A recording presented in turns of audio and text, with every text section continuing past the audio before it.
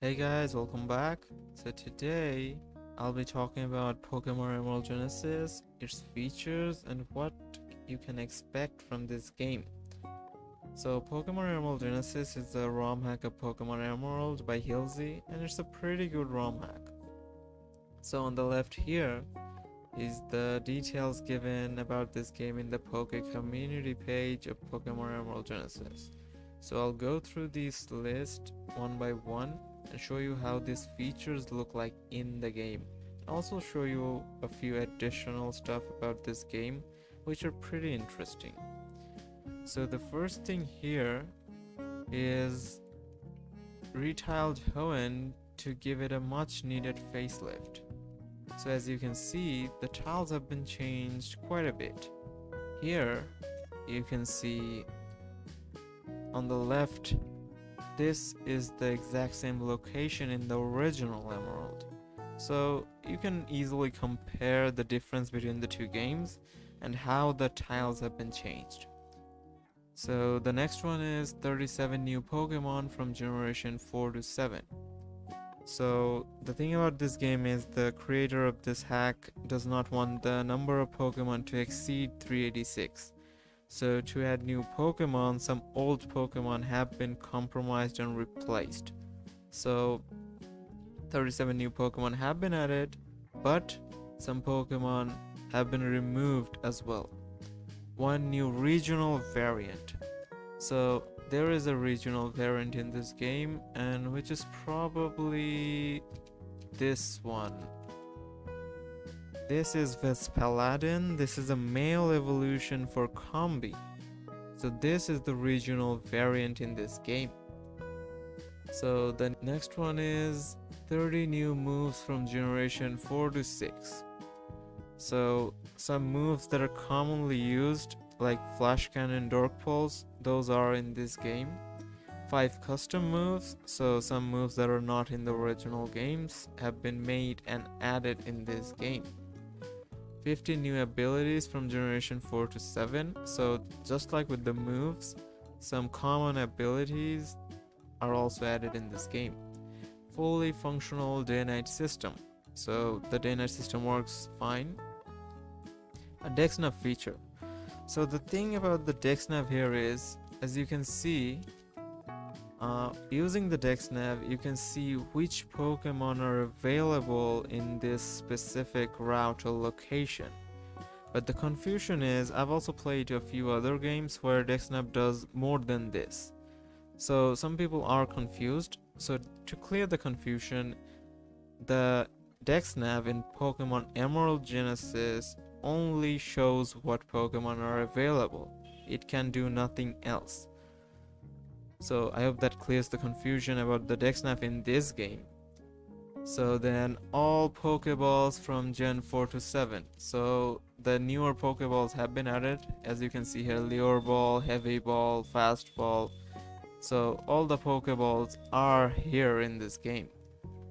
So game has been completely decapitalized. Fairy type and the new type chart. The physical special status split. Running shoes indoors.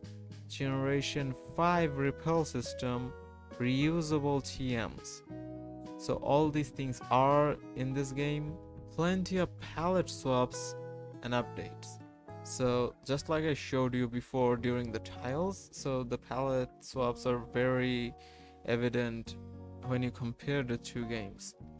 An item that checks EVs or IVs. So the item that we're talking about is this. This item is called a Scouter, and using this you can actually check the EVs and IVs of Pokemon. As you can see, the EVs are above and the IVs are below. So this is a very useful item for EV training. So an IV Perfector and an ability switcher. So I'll just show you where these two are. So the thing with the IV Perfector is it's not possible to meet the IV Perfector until you defeat the League, so it's post game. So at the Battle Frontier,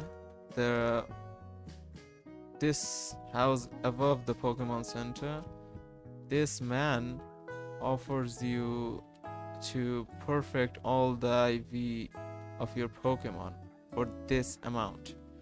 So you can do it and perfect the IVs of your Pokemon. And also, as it said, there is an ability switcher which is in 𝘂𝗵𝗃𝗃 City. So at 𝘂𝗵𝗃𝗃 City, below the Pokemon Center, this house. So this man also offers you to change the ability of your Pokemon for a reasonable price for this amount. So you can also change your abilities here. So next is wonder trading. So there is a place in this game that allows you to wonder trade. Increase difficulty curve. So the thing is, some people actually hate difficulty. So my message to them would be, this game is not that difficult as some people think it is. It's just more balanced than the original Emerald, and it's just difficult where it needs to be, like the Battle Frontier. So if you play this game and do the right stuff, it's pretty easy. So a few slight alterations to the story involving a new character. So there is a new character who you get to battle a few times during the story. Buffs to several Pokemon and moves that previously had low viability. So some Pokemon and moves have been buffed, and the details are given in a doc which is available with the game. Updated Battle Frontier sets. So as I said before, the Battle Frontier is something that should be challenging, and the sets have been improved to make it challenging, which is a good thing about this game. All 386 Pokemon are available throughout the story, so you can catch all Pokemon within this region. Several custom songs, so new songs are added. Several new legendary events. So as said before, all Pokemon are available in the region, so new legendary events have been added, so you can catch them inside the region. So that's all in this list. So I'll just show you 2 or 3 places about this game which are pretty new and which are interesting places to say the least. So the first interesting place would be below your hometown in this game. So here, if you go below, this path will actually be blocked by Rock Smash. So after you get Rock Smash, you can go there. So that leads to an entire new area, and that new area will also lead to another place where there is a cave called Genesis Cave. So there is an event there post game. So this is a new place which you can explore in this game. So the next place would be Dewford Town. So below Dewford Town, an entire new place has been added, and you can catch a few Pokemon that you cannot find anywhere else. So here below Dewford, there is a Dewford Beach, and also there is a small side quest here which you can complete for a very useful item. So this is another thing which is interesting about this game, new places to explore. There were a few other places, but these 2 are very big and large. But the main attraction about this game, which I think is just extraordinary compared to anything else. Below Mossdeep City, if you surf and you go below here,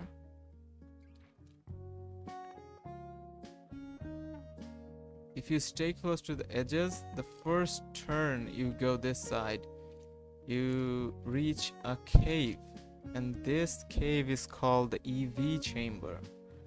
So as you can see, there are 5 caves inside this cave. Those 5 caves represent attack, special attack, speed, defense, and special defense. And this whole room represents HP. So in each room, you'll encounter one specific Pokemon, and that Pokemon will only give EVs of one specific stat. So you can easily EV train here. You don't have to go around and find the Pokemon that will give you the EV you need. Also, this person on the left, this person sells berries that reduce EVs of a specific stat, and the person on the right, this man heals all your Pokemon. So you can just bring 6 Pokemon that you want to EV train and just do it pretty easily in this cave. So this cave actually changed my perspective on EV training. You know, people actually have to do a lot to EV train in many games. So this is one thing about this game I absolutely like a lot. So this is a special place in this game.